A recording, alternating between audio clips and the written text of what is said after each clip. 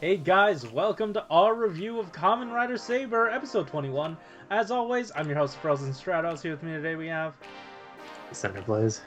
I'm Aresol. Dudes, welcome back. On today's episode, we're going to be talking about the episode we watched yesterday so that you guys could comment on it. And you know what? I thought this was a better episode of Saber than we've gotten in recent memory. Yeah. I thought this was fine. Yeah. Yeah. I enjoy. I actually enjoy the lore dumps, like just getting all the backstory and stuff about the swords and everything.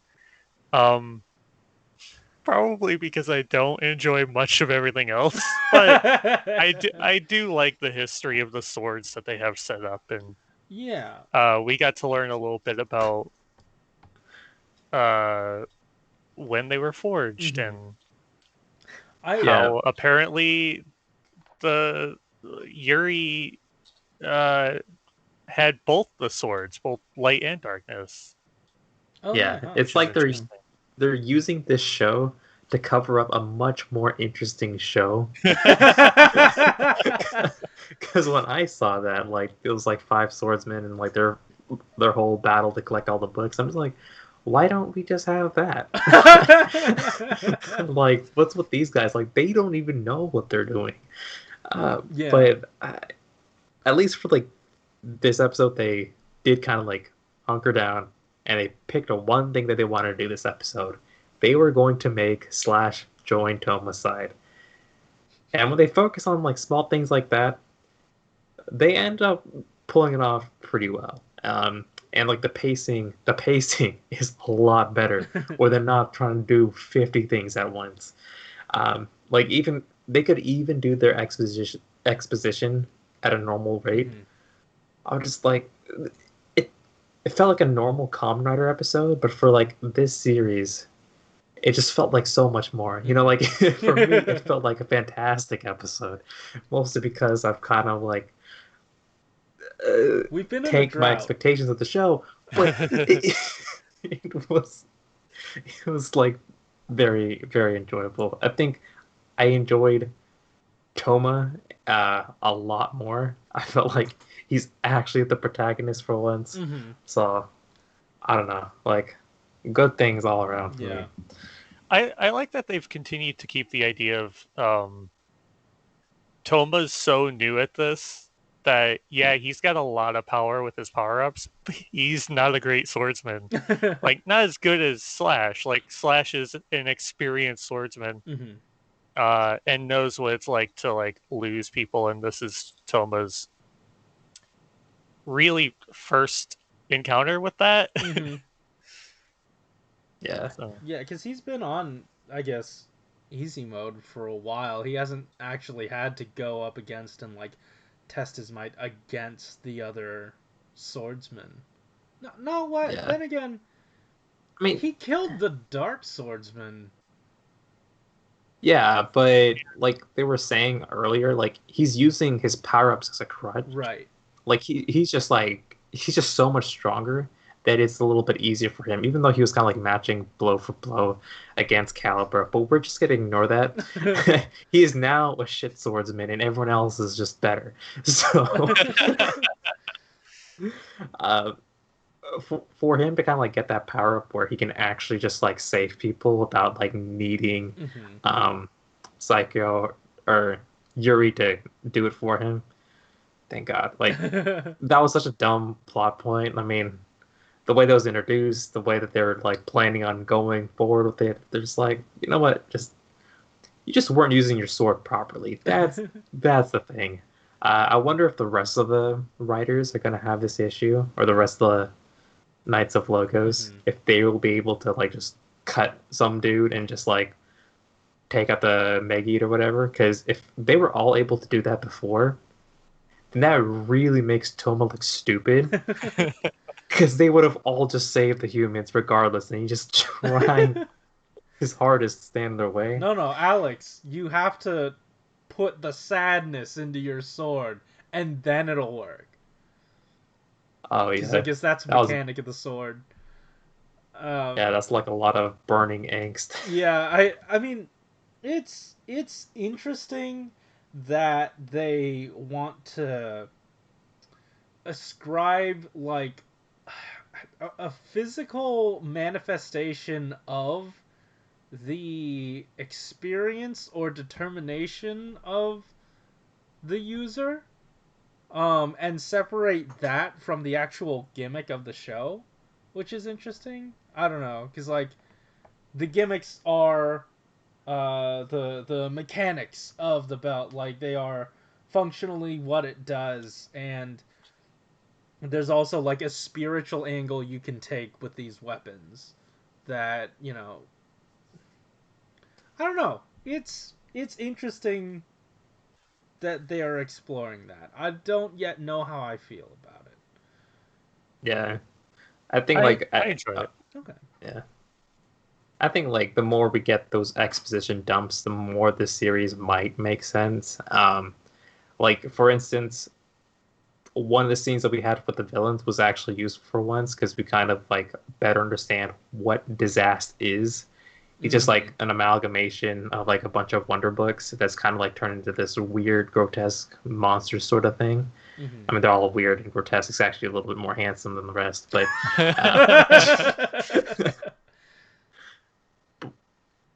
but you know, like it's pretty neat to see that we have like another one of those enemies and see like where they're going to be taking it from there. Mm-hmm. Although I kind of want to know why he did that and why the other dudes are so upset. Like, is there a limited amount of books?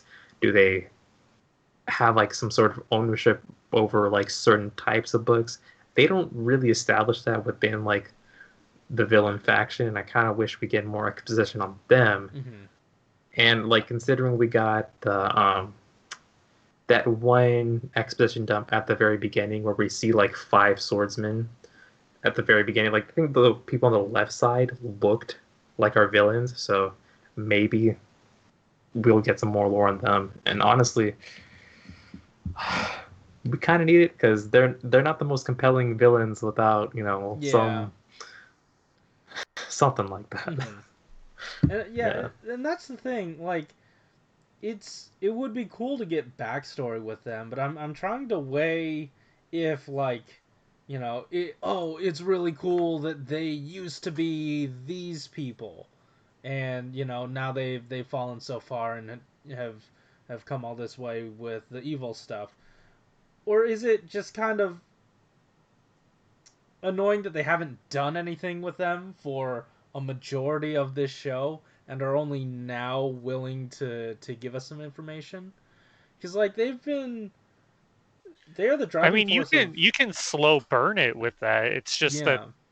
unfortunately what we've gotten so far hasn't been interesting for the villains Mm-hmm. because they're just weirdos who wear clothes that don't fit them and stroke books and like it's all like super vague talk that they have. Like it's they talk in backwards speak so as to avoid telling the audience too much about what they're doing. And that's like frustrating. Yeah. At least Yeah. in something like Kuga or Gaim, there was a different language that they had. And even in other shows like Drive, you knew full well like, okay, this is kind of how the villains Mm-hmm.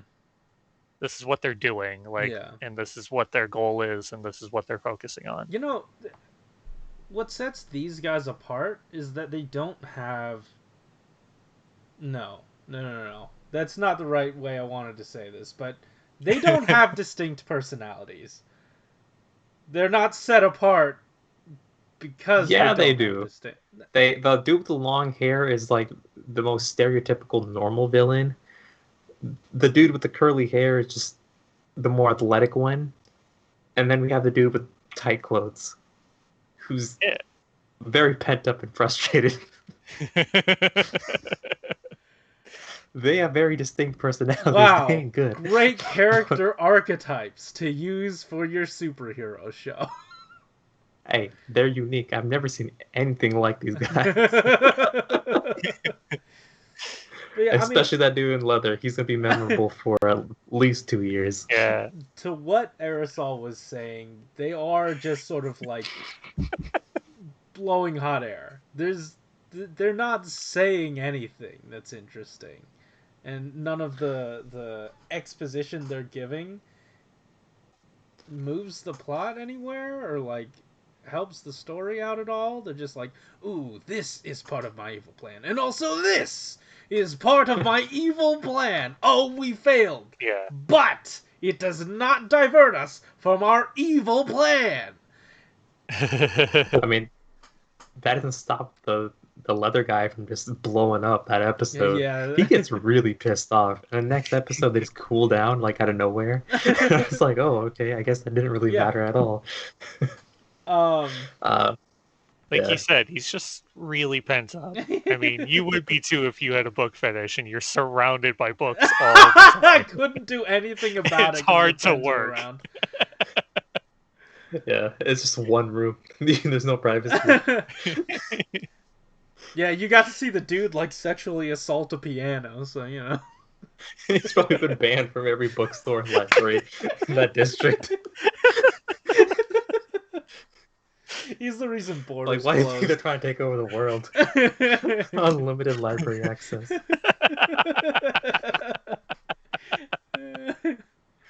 Well, all right. Well, that said, let's dive into our one and only comment. This comes from Rajik Rasul, who says, "I like Yuri a lot, and his henshin, which is nice, and his finisher. The intro to this episode is very unique. The first time we've seen an illustration and how the swords and Wonder Ride books were created. It's nice to see Tassel being in the story. Hope we get to see more." That, you know what? That was another thing I was surprised by. At like, Alex, you were talking about the pacing of this episode and how well it was done. And it was an episode where we introduced a new form, too. Like, that wasn't, like, rushed.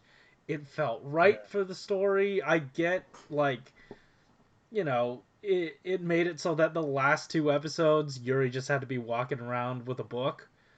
Which kind of hindered the plot a little bit in those episodes, or, like, was a bit annoying. Yeah, but it's also not super out of character for what little characterization we have of him. Sure. He seems very, like, I don't know, detached.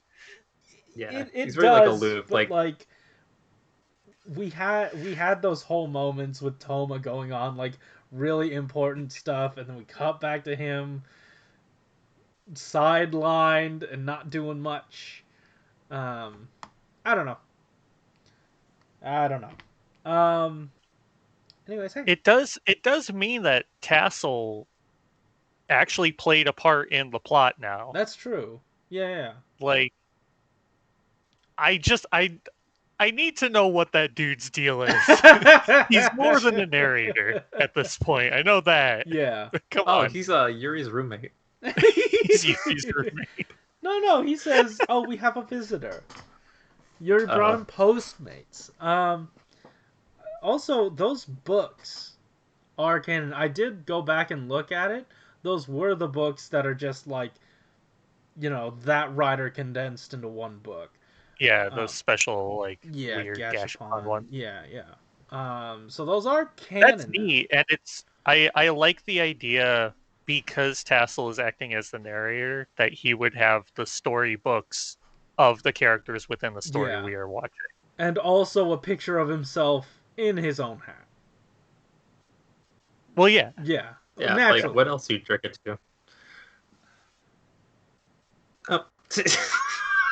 Anyway, I had something to say, but your reaction was just like stilted for way too long, and I kind of lost my train of thought right there. Yeah, it was not even a second, and you already got uncomfortable. I was trying to... I mean, it was your face in particular. Like, I said something completely out of character. I was like, it's not like I dropped the N-word or anything.